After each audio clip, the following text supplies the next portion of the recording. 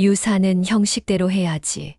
78세 성호를 혼란에 빠뜨린 아내 은주의 이 한마디. 과연 50년 부부 사이에 무슨 일이 벌어진 걸까요? 어머니의 유산을 둘러싼 형제 간의 갈등, 그리고 예상치 못한 반전이 여러분을 기다립니다. 새벽 5시 성호는 잠에서 깨어나 침대에서 일어났습니다. 78세의 나이에도 여전히 든든한 체격을 자랑하는 그였지만 오늘만큼은 어깨가 무거워 보였어요. 창밖으로 보이는 서울 시내는 아직 어둠에 잠겨 있었습니다. 화장실에서 세수를 하며 성호는 거울 속 자신의 모습을 바라봤습니다. 주름진 얼굴, 하얀 머리카락. 언제 이렇게 늙었나 싶었어요. 하지만 오늘은 그런 감상에 젖을 시간이 없었습니다.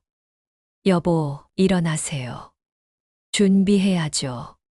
성호가 아직 잠들어 있는 은주를 깨웠습니다. 은주도 같은 나이인 78세, 하지만 여전히 단정하고 우아한 모습이었어요. 결혼 50년 동안 성호 곁을 든든히 지켜온 아내였습니다. 벌써 그 시간이네요. 은주가 일어나며 말했습니다. 목소리에는 약간의 피곤함이 묻어났어요. 어제 밤늦게까지 짐을 싸느라 늦게 잠들었거든요. 성호는 부엌에서 간단한 아침을 준비했습니다. 토스트 2장과 커피. 평소보다 식욕이 없어서 간단히 때우기로 했어요. 은주도 마찬가지로 별로 드시지 않았습니다. 동생이 어제 또 전화했더라고요. 은주가 커피를 마시며 말했습니다. 성호는 고개를 끄덕였어요. 그래, 뭐라고 하던. 형님 언제 오시냐고. 서류 정리 다 끝났다고 하더군요.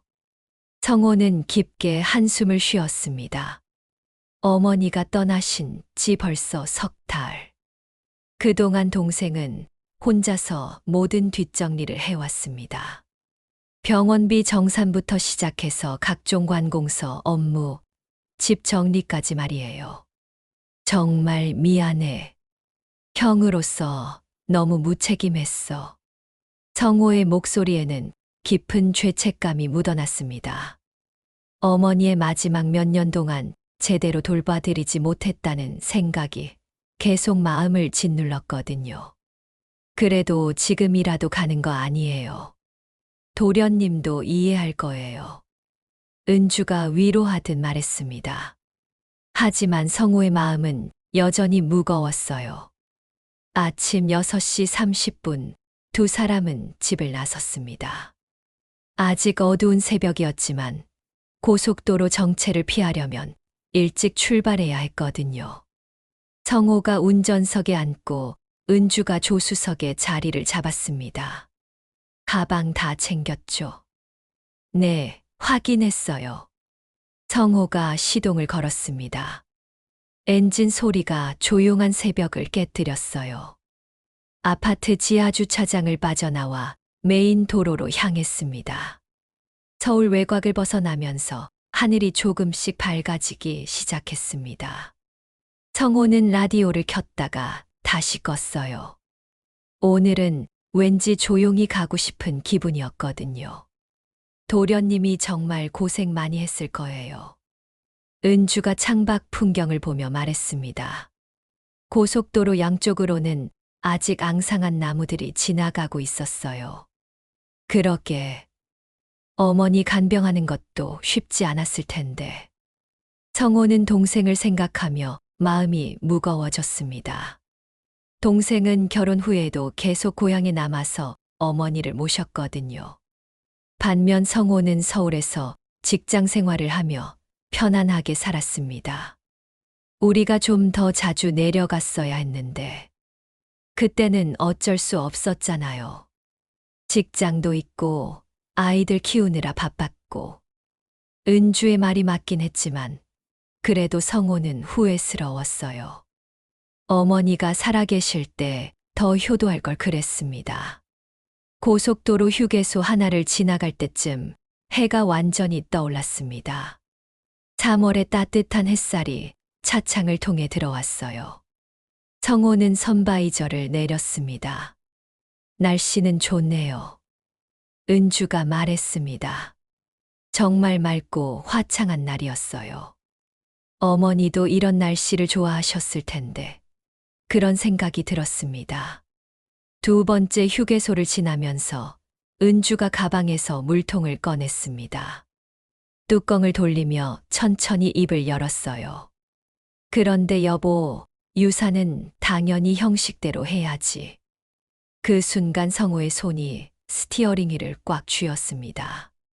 형식대로라니. 성호는 사이드미러로 아내의 표정을 슬쩍 훔쳐봤어요. 평소처럼 담담한 얼굴이었습니다. 형식대로면 반씩 나눠 가져야 한다는 뜻인가. 성호의 가슴이 답답해지기 시작했습니다. 어머니를 모시고 살면서 온갖 고생을 다한 건 동생인데 법적으로 똑같이 나눠 가져야 한다는 건가요? 성호는 동생이 겪었을 고생들을 하나하나 떠올렸습니다. 어머니가 몸이 불편해지신 후로는 거의 24시간 간병인 역할을 했었거든요. 밤에 화장실 가실 때 부축해드리고, 약 시간 맞춰서 챙겨드리고, 병원 검사 때마다 함께 따라가고. 특히 마지막 1년은 정말 힘들었을 거예요. 어머니가 거의 침대에서 일어나지 못하셨거든요.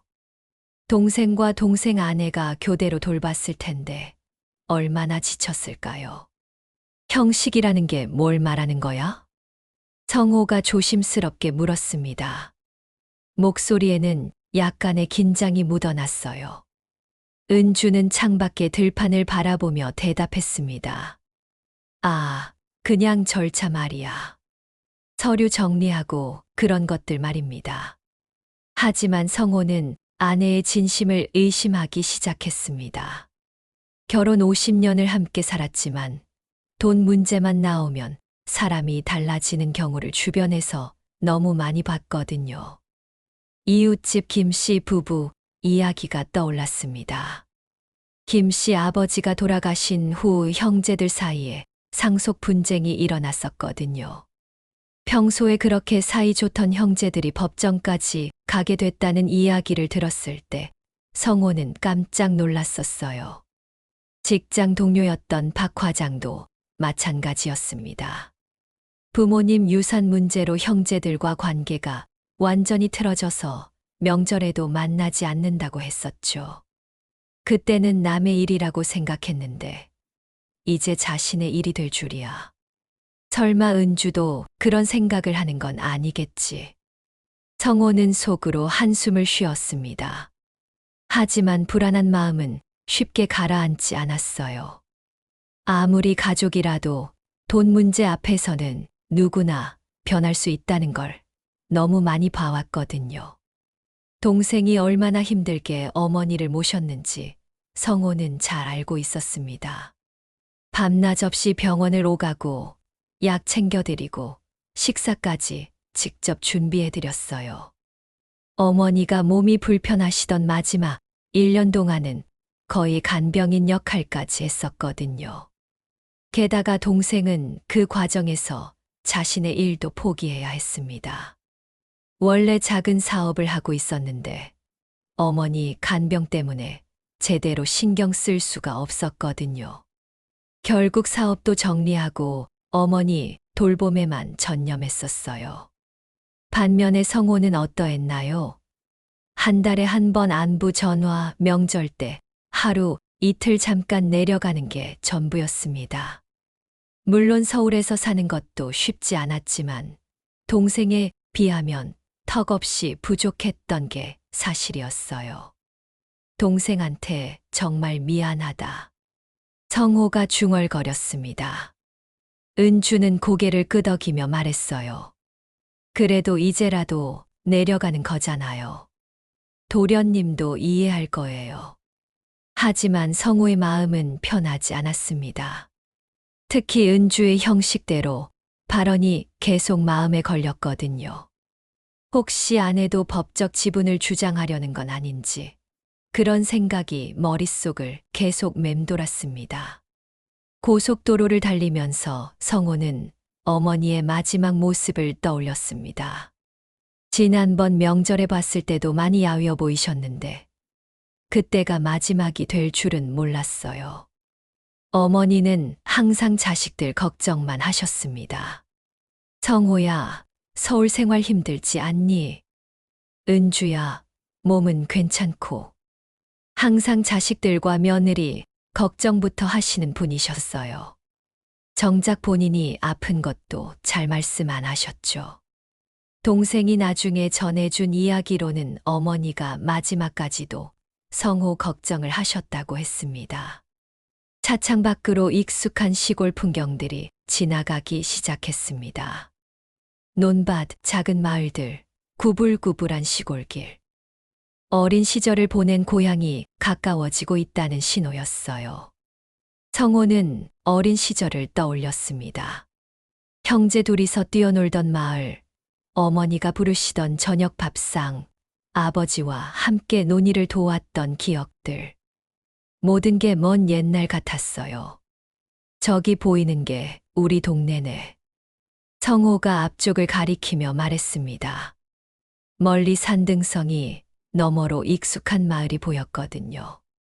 은주도 고개를 내밀어 바라봤습니다. 정말 오랜만이네요. 작년 추석 이후니까 한 6개월 만인가요? 그때는 어머니가 살아계셨을 때였습니다. 온 가족이 모여서 차례를 지내고 어머니 손맛을 그리워하며 음식을 나눠 먹었었죠. 어머니는 그때도 자식들이 잘 먹는 모습을 보시며 행복해 하셨어요. 이제는 그런 모습을 다시 볼 수 없다는 생각에 성호의 마음이 더욱 무거워졌습니다. 어머니의 빈자리가 얼마나 클까요? 특히 동생은 매일 어머니와 함께 생활했으니 더욱 그리울 거예요. 차가 고향 마을 입구에 들어서자 더욱 익숙한 풍경이 눈에 들어왔습니다.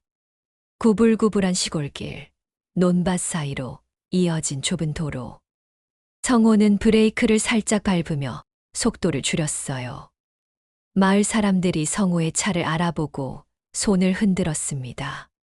이장님도 밭에서 일하다가 인사를 해주셨어요. 고향 사람들의 정이 그리웠던 성호는 차창을 내리고 인사를 받았습니다. 성호 씨, 오랜만이네요. 안녕하세요, 이장님. 어머니, 일로 고생 많으셨어요. 이장님의 말에 성호는 고개를 숙였습니다. 정작 고생한 건 동생인데 자신이 무슨 고생을 했다고 그런 말씀을 하시나 싶었어요. 동생네 집이 멀리 보이기 시작했습니다. 기와집은 아니었지만 어머니가 평생 사셨던 정겨운 집이었어요. 집 주변으로는 어머니가 가꾸시던 작은 텃밭도 보였습니다. 마당에서는 연기가 피어오르고 있었습니다. 아마 동생 아내가 점심 준비를 하고 있는 것 같았어요. 된장국 끓이는 냄새가 나네. 은주가 창문을 살짝 내리며 말했습니다. 정말 어머니가 끓여주시던 된장국 냄새와 똑같았어요. 구수하고 진한 고향의 냄새였습니다. 성호의 마음이 복잡해졌습니다. 반가운 마음도 있었지만 한편으로는 불안한 마음도 컸어요. 과연 오늘 어떤 이야기가 펼쳐질까요? 성호는 집 앞에 차를 세우고 시동을 껐습니다. 깊게 한숨을 쉬었어요. 이제 곧 동생을 만나게 될 텐데, 그리고 어머니의 유산에 대한 이야기도 나올 텐데, 은주가 정말 어떤 태도를 보일까? 성호는 아내를 바라봤습니다. 은주는 가방을 정리하며 차분한 모습이었어요. 하지만 성호의 마음은 전혀 평온하지 않았습니다. 50년을 함께 살았지만 이 순간만큼은 아내의 속마음을 전혀 알 수가 없었거든요. 현관문이 열리기도 전에 동생 부부가 마당으로 달려 나왔습니다. 동생의 아내가 성호의 팔을 잡으며 환한 미소를 지었어요. 형님, 형수님 오셨어요. 얼마나 기다렸는지 몰라요. 성호는 동생의 얼굴을 자세히 살펴봤습니다.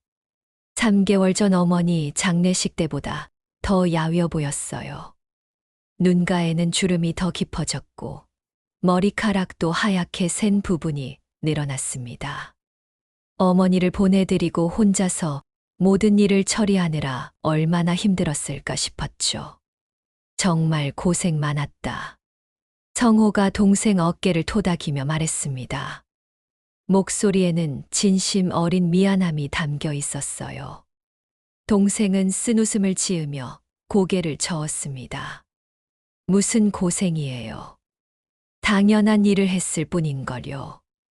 하지만 성호는 알고 있었습니다. 동생이 얼마나 많은 것을 포기했는지를요. 원래 하던 작은 사업도 접고 친구들과의 모임도 다 그만두고 오직 어머니 돌봄에만 매달렸거든요. 은주도 동생 아내와 포옹을 나누었습니다. 두 사람은 오랜만에 만난 반가움을 나누고 있었어요. 재수 씨, 많이 바빴죠? 혼자 이 모든 걸 다 처리하느라. 에이, 형수님. 저희야 뭐 여기 살면서 하는 일인데요. 동생 아내의 말에도 겸손함이 묻어났습니다. 하지만 성호는 그녀가 얼마나 힘들었을지 충분히 짐작할 수 있었어요. 시어머니 간병부터 시작해서 집안일, 남편 뒷바라지까지 모든 게 그녀의 몫이었거든요. 집으로 들어서자 익숙하면서도 낯선 분위기가 감돌았습니다. 어머니의 향기가 아직도 집안 곳곳에 남아 있었어요. 늘 피워두시던 쑥향, 그리고 구수한 된장 냄새. 하지만 동시에 어머니가 계시지 않는다는 공허함도 느껴졌습니다. 거실 한쪽에는 어머니, 영정이 정중히 모셔져 있었습니다. 깔끔하게 정리된 제단, 그 앞에 놓인 과일과 물 한 잔. 동생이 매일 정성스럽게 관리하고 있다는 게 느껴졌어요. 성호와 은주는 정중히 절을 올렸습니다. 자애로운 미소가 담긴 어머니의 사진이 두 사람을 내려다보고 있었어요. 성호는 어머니 앞에 서서 마음속으로 말씀드렸습니다. 어머님, 늦게라도 왔습니다. 용서해 주세요. 어머니의 사진을 보고 있으니 지난 추억들이 주마등처럼 스쳐갔습니다. 어린 시절 아플 때 밤새 간병해 주시던 어머니, 서울로 떠날 때 눈물 흘리시던 모습, 명절 때마다 좋아하시던 얼굴들. 자, 우선 식사부터 하시죠. 동생 아내가 식탁을 가리키며 말했습니다.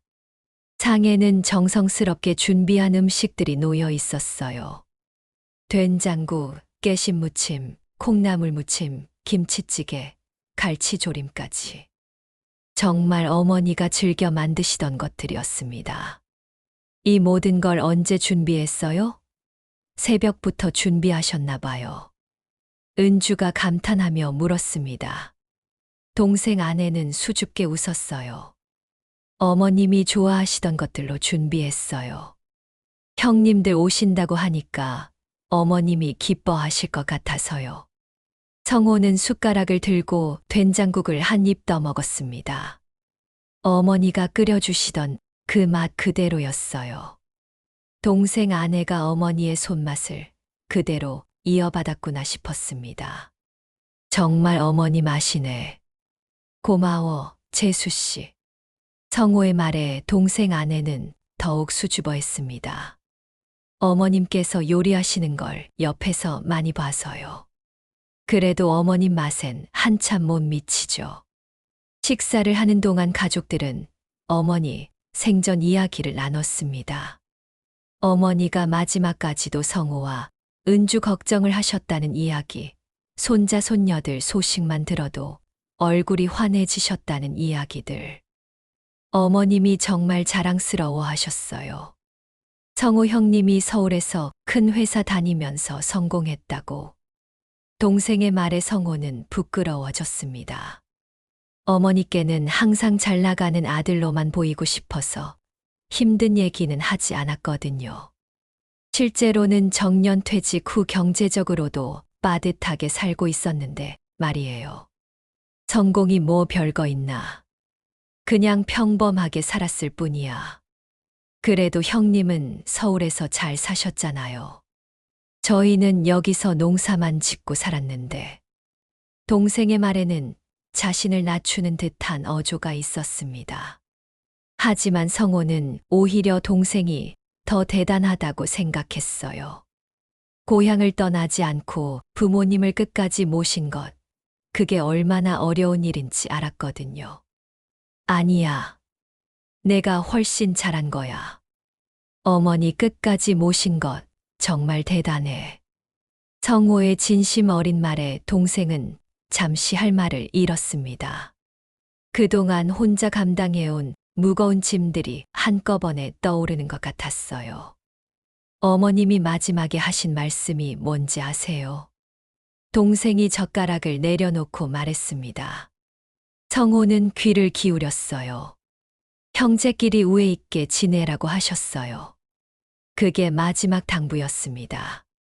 성호는 숟가락을 들고 있던 손이 떨렸습니다. 어머니의 마지막 말씀이 하필 형제간의 우애였다니.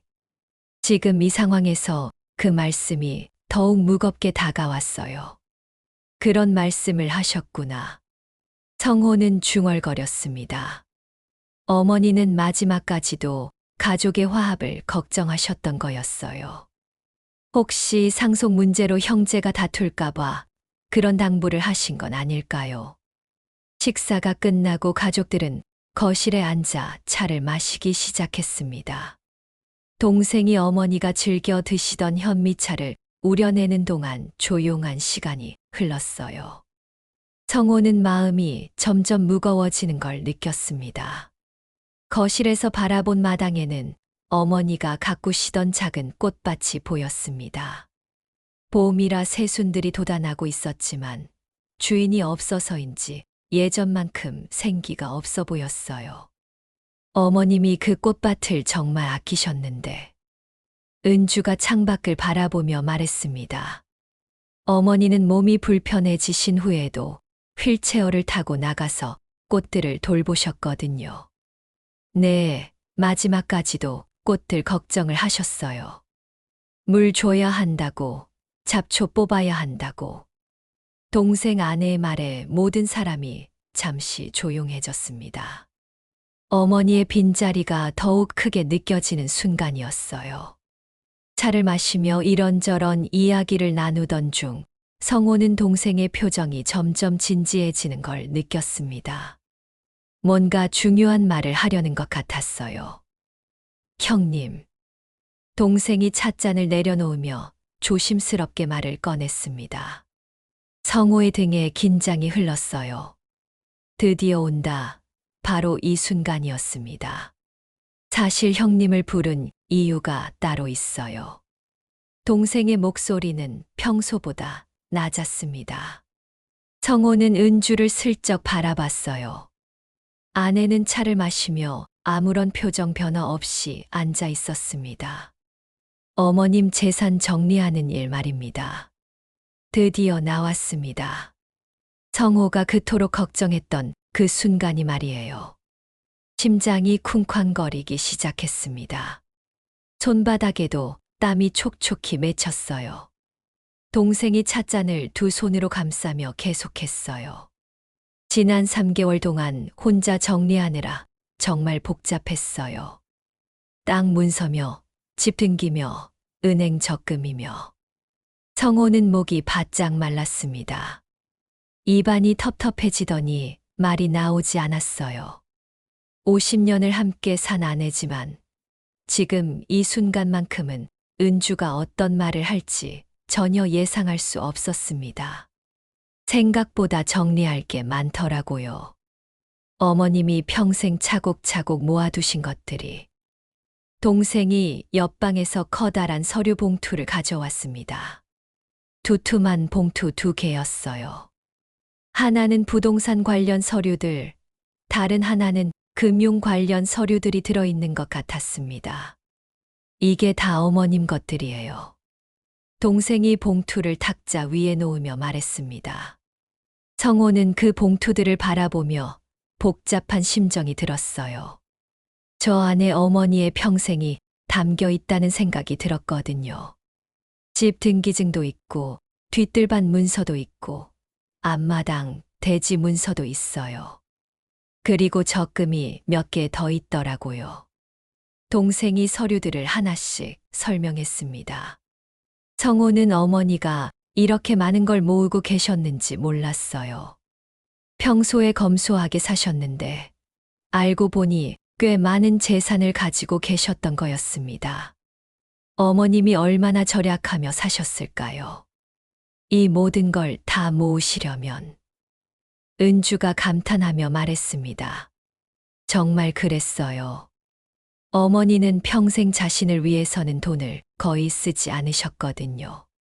옷도 낡은 걸 계속 입으시고 음식도 항상 간단하게 드셨어요. 맞아요. 어머님은 정말 자식들만 생각하고 사셨어요. 동생의 목소리가 떨렸습니다. 어머니에 대한 그리움과 고마움이 복받쳐 오르는 것 같았어요. 뭐 대단한 재산은 아니지만 그래도 어머님이 평생 아끼고 모으신 것들이니까요. 동생의 목소리에는 조심스러움이 묻어났습니다. 성호는 손바닥에 땀이 더욱 많이 나는 걸 느꼈어요. 사실 혼자 결정하기가 어려워서요. 형님과 상의해야 할 것 같아서 연락드렸어요. 동생이 성호를 바라보며 말했습니다. 그 눈빛에는 진심이 담겨 있었어요. 정말 형과 함께 의논하고 싶어서 부른 거였습니다. 법적으로는 형제가 반반씩 상속받는 게 맞죠. 동생이 조심스럽게 물었습니다. 이 말에 성호는 더욱 긴장됐어요. 과연 은주는 뭐라고 대답할까요? 그런데 솔직히 말씀드리면 저는 좀 부담스러워요. 동생이 계속 말했습니다. 제가 여기 살면서 어머님 모신 건 당연한 일이라고 생각하거든요. 그런데 그것 때문에 형님 몫까지 제가 다 가져가는 건 아닌 것 같아서. 성호는 동생의 마음을 이해할 수 있었습니다. 착한 동생이었어요. 당연히 자신이 받을 수 있는 권리가 있음에도 불구하고 형을 배려하는 마음이 있었던 거였습니다. 그래서 형님 의견을 듣고 싶었어요. 그리고 형수님 생각도 궁금하고요. 동생이 은주를 바라보며 정중히 말했습니다. 성호는 숨을 참으며 아내를 쳐다봤어요. 은주가 찻잔을 천천히 내려놓았습니다. 그 작은 소리가 이 조용한 거실에서는 유독 크게 들렸어요. 성호의 심장 박동은 더욱 빨라졌습니다. 방 안의 공기가 무거워졌습니다. 벽시계의 초침 소리만이 째깍째깍 울리고 있었어요. 성호는 자신의 숨소리가 다른 사람들에게 들릴까봐 걱정될 정도였습니다. 형수님, 어떻게 생각하세요? 동생이 다시 한번 정중히 물었어요. 은주는 잠시 생각에 잠긴 듯 보였습니다. 성호는 그 침묵이 영원히 계속될 것만 같았어요. 성호의 머릿속에는 온갖 생각들이 스쳐갔습니다. 은주가 정말 반반씩 나누자고 할까? 아니면 다른 생각이 있을까? 혹시 차 안에서 한 말이 정말 욕심이었던 건 아닐까? 어머니의 영정사진이 이 모든 상황을 지켜보고 있는 것 같았습니다. 과연 어머니는 이 상황을 어떻게 생각하실까요? 형제가 재산 때문에 고민하는 모습을 보시면 속상해 하실까요? 동생 부부도 긴장한 표정으로 은주의 대답을 기다리고 있었습니다. 이 순간의 대답이 앞으로 이 가족의 관계를 좌우할지도 모른다는 걸 모든 사람이 알고 있었거든요. 과연 이 긴장된 순간이 어떻게 풀릴까요? 은주는 정말 어떤 대답을 할까요? 성호의 오해는 풀릴 수 있을까요? 은주가 천천히 자리에서 일어났습니다. 청호는 심장이 터질 것 같은 기분이었어요. 50년을 함께 살았지만 이 순간만큼은 아내가 무슨 말을 할지 전혀 예상할 수 없었거든요. 모든 사람의 시선이 은주에게 집중됐습니다. 동생 부부도 숨을 죽이며 그녀를 바라보고 있었어요. 방 안은 정적이 흘렀습니다. 은주는 동생 옆으로 걸어가더니 그의 손을 꼭 잡았습니다. 동생은 깜짝 놀란 표정을 지었어요. 청호 역시 무슨 일인지 몰라 아내를 뚫어져라 쳐다봤습니다. 도련님. 은주의 목소리는 단호했습니다. 평소보다 훨씬 확신에 찬 톤이었어요. 우리가 받을 게 어디 있어요. 순간 방 안의 공기가 얼어붙었습니다. 청호는 자신의 귀를 의심했어요. 방금 뭐라고 한 거죠? 받을 게 없다고요. 어머님을 마지막까지 모신 건 도련님이잖아요. 은주가 계속 말했습니다. 동생의 눈가에 눈물이 맺히기 시작했어요. 밤낮 없이 병원 다니고 약 챙겨드리고 식사까지 직접 준비해드렸는데 말입니다.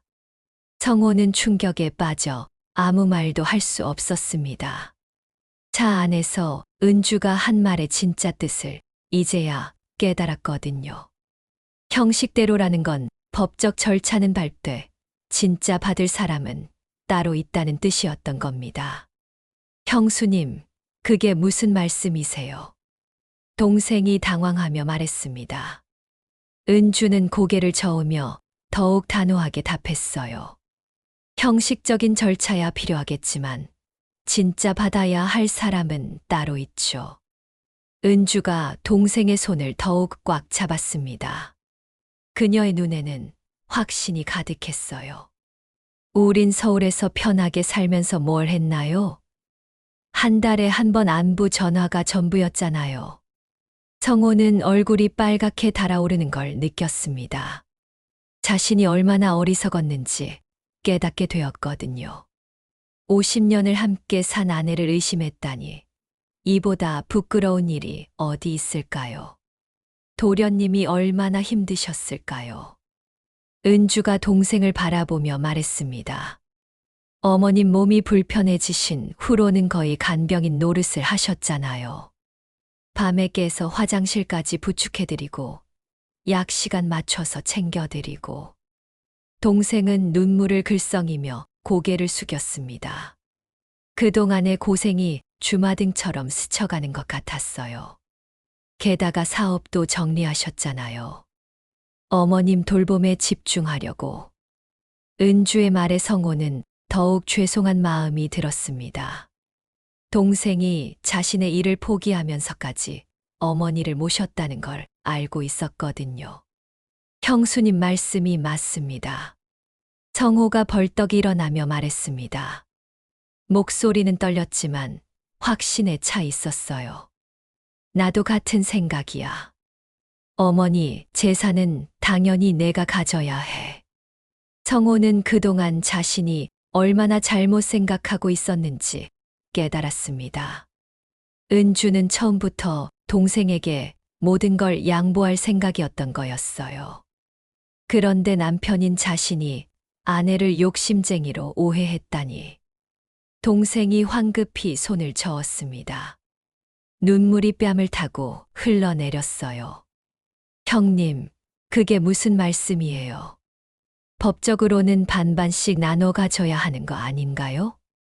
법이야 그렇다 치지만. 은주가 고개를 저으며 말했습니다. 그녀의 표정은 그 어느 때보다도 진지했어요. 마음은 그게 아니죠. 도련님이 모든 걸 다 했는데 우리가 뭘 받겠어요. 동생 아내도 눈물을 흘리기 시작했습니다. 그녀도 그동안 얼마나 많은 고생을 했을까요? 시어머니 간병, 집안일, 남편 뒷바라지까지. 정말 고맙습니다, 형수님. 동생 아내가 떨리는 목소리로 말했습니다. 저희가 뭘 그런 대접을 받을 자격이 있겠어요. 하지만 은주는 단호히 고개를 저었어요. 무슨 소리예요? 도련님 댁이야말로 정말 고생 많이 하셨는데. 성호는 속으로 자신을 자책했습니다. 내가 은주를 얼마나 잘못 알고 있었던 거야. 아내에 대한 의심, 그 모든 게 자신의 착각이었던 거였어요. 형님, 정말 괜찮으세요? 동생이 성호를 바라보며 물었습니다. 아직도 믿기지 않는다는 표정이었어요. 괜찮기는 뭐가 괜찮아. 당연한 일이지. 성호가 단호하게 말했습니다. 내가 어머니 모시느라 얼마나 힘들었는데. 그런 내가 받는 게 당연하지. 동생은 더 이상 말을 잇지 못하고 눈물만 흘렸습니다. 그동안 혼자 감당해야 했던 모든 무게들이 한순간에 풀리는 것 같았어요. 그런데 형님, 정말 후회 안 하시겠어요? 동생이 마지막으로 확인하듯 물었습니다. 성호는 고개를 저었어요. 후회할 게 뭐 있어. 오히려 이제야 마음이 편해진다. 정말 그랬습니다. 성호는 그제야 마음이 한결 가벼워지는 걸 느꼈어요. 동생에 대한 미안함, 어머니에 대한 죄송함이 조금이나마 해결되는 것 같았거든요. 결국 모든 재산은 동생이 가져가기로 결정됐습니다. 집도, 땅도, 어머니가 모아두신 적금도 모두요. 성호와 은주는 아무것도 가져가지 않기로 했습니다. 형님, 형수님 은혜는 평생 잊지 않겠습니다. 동생이 두 사람 앞에서 깊게 절을 했습니다.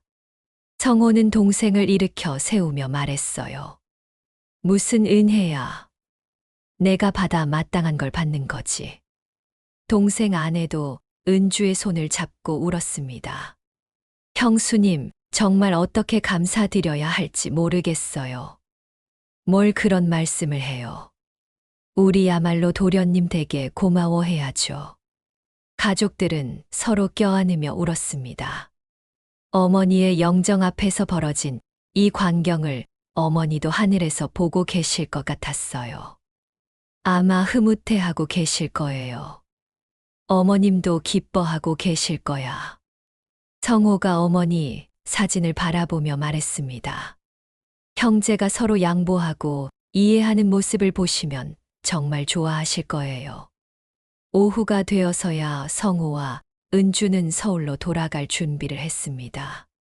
동생 부부는 온갖 선물을 챙겨주려 했지만 두 사람은 정중히 사양했어요. 자주 연락할게. 그리고 무슨 일 있으면 언제든 말해.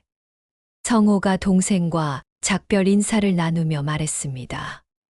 동생은 고개를 끄덕이며 답했어요. 형님도 건강하세요. 형수님도요. 우리 건강한 동안 자주 보자. 은주도 동생 아내와 포옹하며 말했습니다. 차에 올라 집을 떠나는 길, 성호는 백미러로 동생 부부를 바라봤습니다.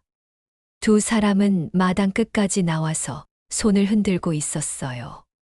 저 작은 점이 될 때까지 계속 손을 흔들었습니다. 이제 마음이 편해졌네. 성호가 중얼거렸습니다. 정말 그랬어요. 가슴에 맺혀있던 응어리가 다 풀린 것 같았거든요. 서울로 향하는 고속도로에서 성호는 운전하면서 옆자리의 은주를 바라봤습니다. 차창 밖 풍경을 조용히 보며 앉아있는 아내가 새삼 대단해 보였어요.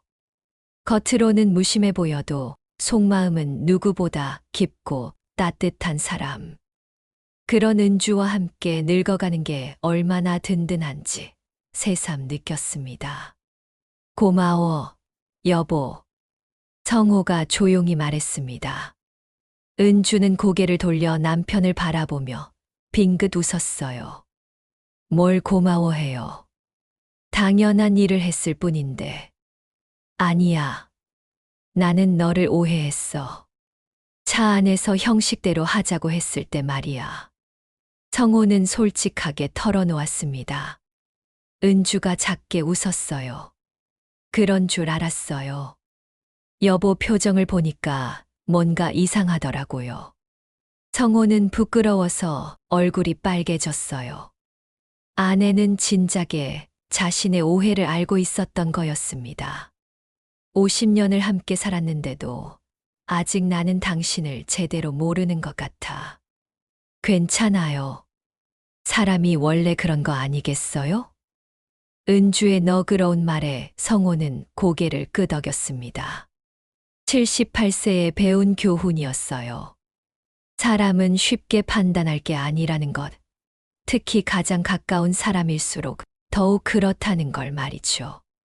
처음에 형식대로 해야 한다고 했을 때 진짜 속뜻이 뭐였어? 성호가 궁금해서 물었습니다. 은주는 잠시 생각하더니 대답했어요.